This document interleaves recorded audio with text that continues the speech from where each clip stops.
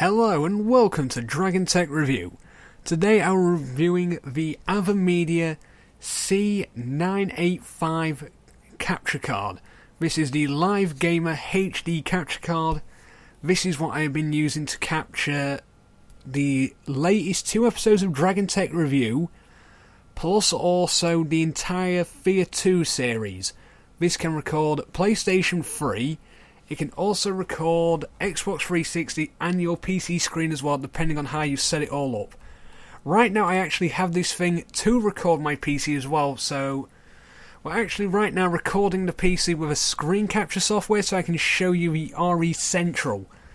So as you can see here, we have all the different modes you can go for. So you have something like Novice. So how am I recording? Through current PC, yep. Which is true, other PC. So you can record different PC or a laptop or anything like that, or games console, but I'm recording on current PC. What happens is it will then set up everything for you there, which I don't need. Because of course, I'm quite familiar with this kind of recording stuff nowadays. So instead, you go to amateur for much more things that you can do. I can't really think of the term right now, it'll come to me probably in a minute or two. But yeah, again, you have the same thing as to select what you want to go for. So your current PC, as it shows there, you hook it into your HD cable. So you go from your graphics card to your capture card, then from your output of your capture card onto your TV. So then that way you can watch your TV while you're recording at the same time. Another PC, same thing, just different monitors. Games console, straight to the computer, straight on there. That's how I'm doing it with my 360. Video source is either HDMI or DVI, depending on which source you're using. In my case, it's HDMI. Audio source I capture from HDMI. As you can also see, I've got it saved as a separate file with microphone. So whenever I'm recording with this, it records a separate audio file so I can mess around with it later. So it records something like the in-game footage, say, from Fear, and then it also records my voice afterwards, so everything is perfectly timed and I can change the audio levels how I feel.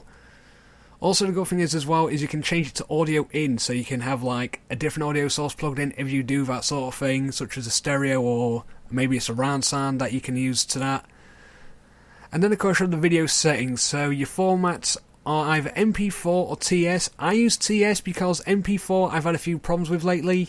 That's just mainly because of the software, not the hardware. They need to really update that again.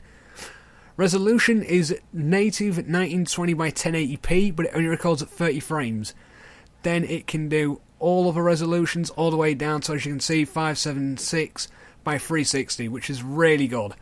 You can also do your 1080p, which you already know of. I meant to say 720p, sorry. Everything is completely lag-free. Your bit rates can go up to 20,000 all the way down to 300. It's really, really perfect right now. I mean, I have mine set to about 18,000 because, of course, it's a decent bit rate. The file size on this is incredibly small. It's amazing. I recorded about an hour and a half's worth of footage. It was about 14 gigabytes. If I did the same thing with Fraps, it would have been about 150 gigs. It would have been insane. So this is perfect for PC recording as well as gameplay recording from a console. As you can see here, the frames per second limit only goes to 30 on 1920. If I was to go to a lower one, as I'll quickly show you, such as the 1080 by 720, I can then go up to 60 frames a second. But this has inbuilt actual coding hardware on the actual hardware itself, which is brilliant. Your hotkey, you actually have a stop and start hot button. I can't show you at the moment because, of course, I don't have it to hand. But in a few minutes I will go and get it when I show you what we're recording as well. So yeah, as you can see, everything's all there and everything. Now what I'm going to do is, as you've seen this bit, I'm now going to take you onto the Pro version, which literally just is like this. It's not about the interface, everything's just literally right there for you straight away. Nothing for you to click through, it's all there. So I've just gone onto the record style. And all it does is it literally shows this. If you've got it set up for PC, if you want to record console, you set it up for console instead. It will come up with a small screen instead. With this mode, you do need to set the PC recording PC, otherwise you get like a constant tunnel of your video going downwards. if you have it set to something like Games Console. So what I'm going to do is I'm going to re-click it back. So also another great thing about this as well, you can stream live. So again, you got all the settings. So again, if I go to amateur, now with this one I can actually stream my video completely live, and also as you can see I've set the bitrate down lower. So I'm going to up that one to about maybe 12,000 bitrate, also up the audio bitrate as well, there we go. And as you can see, the only audio code, well, the only video codec here is FLV, which is pretty much one of the best ones you can have for literally doing this live, but this streams live to loads and loads. So, do I need to save? No, not really, because of course I just remember this is on my PC, not on anything else. So as you can see here, I can disconnect from somewhere, but you have all sorts of, you can go from Twitch TV, Ustream, Own 3D, whatever the heck these two are. I have never heard of them. I'm going to be honest. So yeah, again, you can stream to anywhere like that. You also get a free 3-month trial of XSplit Pro, which I think is absolutely brilliant. I haven't used it yet, but as soon as I get around to it, I know it's going to be good, because this actually works quite well with XSplit now. Whereas beforehand, there was a bit of a problem with it. Also, you can set up which capture card you want to use. In my case, I do have two installed. I have the Live Gamer HD, and I also have a H727, I believe it is, which is an old analog capture card, which I used to use all the time, but now I've upgraded to this one. I don't know why it's not detecting it under here. It's kind of strange, but I'm sure it'll detect it later on. Again, here's all your settings for it all, where all the videos get saved, what language you want, transparency, so just like the transparency of this. So yep, all that's there. Again, you have all your custom setups. I have one for gaming, which is actually my 360 setup, one for PC recording, which of course is my PC, which I'm running now, and that's why I have it set to there. So now what I'm going to do is I'm going to stop recording here, and I'm going to actually record the screen using RE Central as well. So if I go to here, press F7.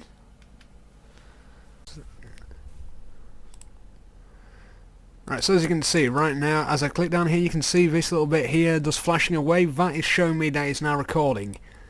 And on screen right now, it is all just literally playing as it normally would. There is zero lag whatsoever. As I'll show you with the live cam as well, the only thing that you'll see is literally the natural input lag of the live cam. Oh, pardon me, sorry about that. But yeah, naturally, it runs perfectly fine. There is zero input lag, there is zero problems with audio. The audio to video is captured at the exact same time and put into a single file, as I said earlier. So that means then I can edit the audio however I feel, along with having the natural background audio in as well while recording, which is absolutely brilliant. I will say one thing though, if you are using a surround sound system like I am, and you're recording from HDMI, you've got to set your audio capture to HDMI cable, not on the 5.1, because it will not record the 5.1 surround, as it's not hooked into that, it's hooked into your PC. So that's the only thing. If you want to record background audio, you have to set up your settings to record from the HDMI, or have your surround sound plugged into your capture card. Not like the way I do it, where it's just straight my PC, so yeah. That is something to remember when you're doing it as well. Make sure you have your audio set up properly, otherwise it is going to be zero audio and just video, which would be really frustrating. Now, while I'm here, I'll quickly show you some things on my things, such as quickly flicking through some of the drawings I've recently done, shall we say, because I'm a bit sad. Yes, I am very sad, I'll admit. So again, as you can see, I click, it goes straight through, whereas before it might have been like maybe a millisecond of input lag. Now it just literally burns through like crazy. There's zero input lag, there's no problems whatsoever. Video plays fine, gaming wise there's not a single problem, the colour is perfect on them. I can't honestly see a problem with any of them. I must admit this is one of my favourite pictures so far, done specifically for Ariel Love 12 on YouTube. As I always say now in my videos, you already know what I think of her, so yeah, this is a special drawing I did exactly for her. To this day, I really want to just sit down and work on getting the outlines really thickened out and deepened. Like that, it does look a lot better, but again, I want to get the outlines thickened and deepened just so it looks perfect. So as you can see, as I say, going through all this, everything looks crystal clear. This is another drawing I've recently done. But again, this isn't Artwork Studio, this is Dragontech. So I'm going to come off of this, and I shall show you a video. Oh dear me, what video should we go for? Something that's going to probably push videos around a bit. Oh dear me, I have no idea. I don't believe I actually have anything I can show which wouldn't be classified as copywriting. So we'll do a quick Dragontech recording. So as you can see, this is actually the start of the video. So if I do this, as you can see here, the only real lag is actually coming from the recording itself. Otherwise everything moves smooth. I was going to say, that isn't really the best video I can choose because it is kind of laggy. Oh dear. Tell you what, I shall go to YouTube and let me just pick out a random video. One that actually has some good speed to it and actually has movement. A lot of these don't have any kind of movement. Let's just quickly show you this video. Now you can see some of my favourites as well while you're at it. Might not load very quickly because at the moment my internet is very, very slow. So as you can see, everything just seems to be running absolutely fine. You probably can't hear it set from the microphone, but that's just the way it is at the moment. But yeah, all in all, this is an excellent capture card for the price. If you are really, really into gaming capturing, live streaming, if you're playing Xbox 360, even a Wii you can capture with this with the right cable. PS3, unfortunately you do need to... Oh, I can't remember. I think you have to do something with it. No, I remember now. You can't capture through HDMI. You have to go through composite cable because it's high definition encrypted protection, or HDCP, which is kind of a pain on PS3. So yeah, you can't record with HDMI unless you have an older capture card like my avermedia. I think it's the C985. It could be the H727. I know it's an old TV tuner one. That one can capture because it literally doesn't care about HDCP. It just captures anyway, so that's great for recording PS3, but a touch bit of an input lag and colour problems there. So hopefully in the future PS3 owners can record straight from their HD. Hopefully with a PS4 you can do that. There will be no HDCP encryption, which would probably be a massive bonus for you guys. I mean, on 360 we don't need that kind of problem along with Wii. PC, again, no need for that kind of problem. It just seems to be PS3, which is kind of limited, which is kind of a shame in one respect, but still, I've seen videos out there which look perfect anyway.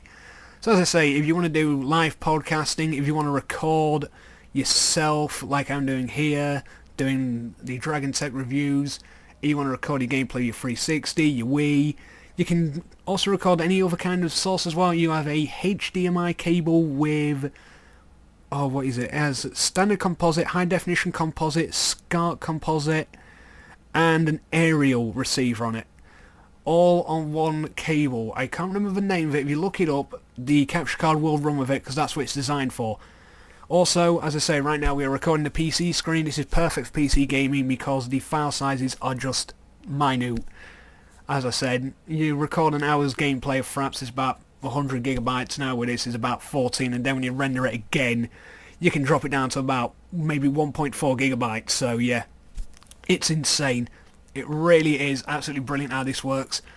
So as I say, you're in the market for a good capture card and you want to really get started with game recording, live streaming, all that sort of thing, I highly recommend the avermedia c985 Live Game Broadcaster HD. It is truly a great one. Also remember to upgrade your software as soon as you get it, because the software is a little buggy. When you upgrade to the current one it seems to be much more stable, and again also I would only recommend using the TS-H264 codec because that one seems to work slightly better than the MP4 for now. Again, might just be a software problem, I don't know, but it just seems to work better for me. It might work for someone else.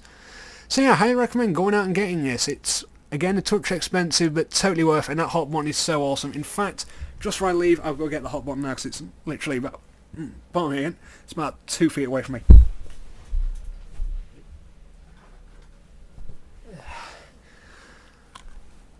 this is all it is. Let me just try and get the light off of it. There we go. I have now got the sunlight shining on me. If only I had this earlier when I was reviewing this webcam instead of earlier because it was so dark.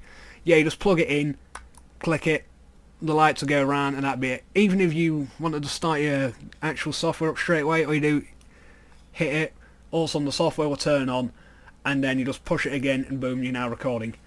It is a real great piece of kit, this little thing is, especially when you're kind of like, oh, I want to record that, whack, recording. Jobs are good. So yeah, I would highly recommend this. The price range is right. It's a really good piece of kit. I believe I bought mine off Amazon. Yes, I did. I bought mine off Amazon straight from Avermedia. It came very quickly, and I must admit, it is a true must-have for anyone who's into live gaming, recording gameplay, podcasting, or anything like that. It's absolutely perfect. Right, that's the end of this review. I hope you've enjoyed.